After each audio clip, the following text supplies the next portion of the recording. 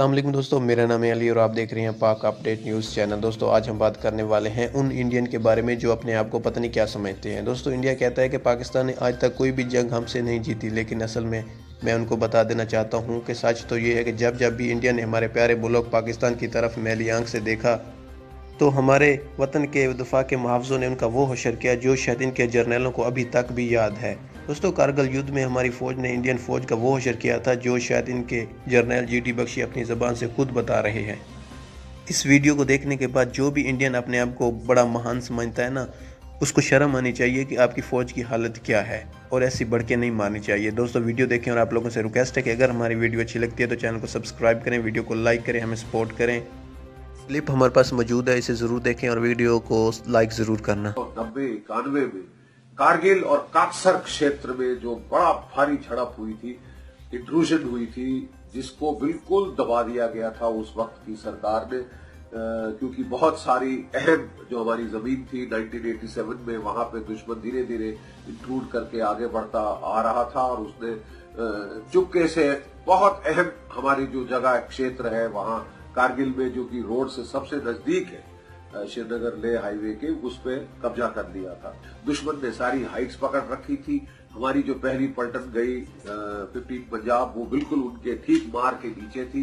दिन में तो हरकत करने का कोई सवाल नहीं था, खाना बंकरों में बनता था, यहाँ तक कि लोगों को लैट्रिन भी वहां डब्बों में करनी पड़ती थी और बाहर फेंकनी पड़ती थी, क्योंकि दुश्मन सिर के ऊपर बैठा था। 24 घंटे फायर होता था। बहुत नुकसान हुआ वहां पे पंजाब पलटन का।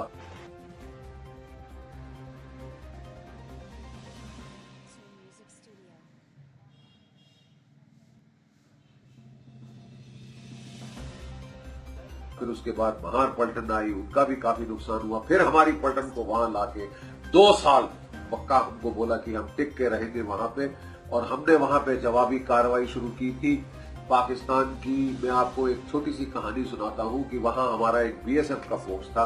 जब मैंने चार्ज लिया एज बटालियन कमांडर, मैं उस पोस्ट पे गया तो मैंने देखा कि पोस्ट तहस नहस हो चुका था। बहुत जबरदस्त फायर आया था, तकरीबन सारे बंकर टूटे हुए थे और सारे के सारे बेचारे बीएसएफ के जवान वो रिवर्स स्लोप पे आए हुए थे।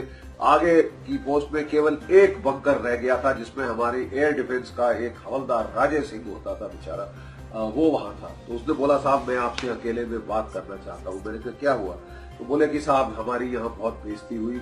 ये पाकिस्तान एक बड़ी भारी एयर डिफेंस गन की तोप ले आया, जिसकी रेंज मेरी एयर डिफेंस गन की तोप से ज्यादा है। उसको रेंज के बाहर रखा और ताबड़तोड़ यहाँ पे फायर किया, और जो 100 यहाँ पे मट्टी के तेल के बैरल थे वो सब के सब जल गए। तो उसके बाद इतने घबरा गए बेचारे वो बीएसएफ के लड़के जो वहां थे, इतने भयंकर फायर से, कि वो सब के सब रिवर्स स्लोप पे जाके रह गए। केवल रह गए आगे तो हवलदार राजे सिंह। और उसने बोला साहब कि वो जो थे उन्होंने फिर पाकिस्तानियों ने हमको अच्छी तरह मार लगा के अपनी नाक चढ़ाने के लिए वो अपने अपने बंकरों पे निकल आए और उन्होंने छत पे आके भंगड़ा किया कि अगर माँ का दूध पिया है तो मार लो। और लोग इतने घबरा गए थे यहाँ पे कि किसी ने फायर नहीं किया।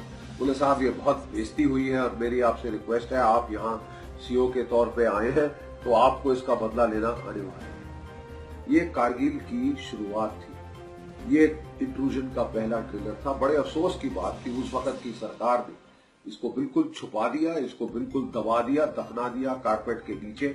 और रिजल्ट ये हुआ कि जब दूसरी बार वहां इन्फिल्ट्रेशन हुई तो हम बिल्कुल अचंभे में पकड़े।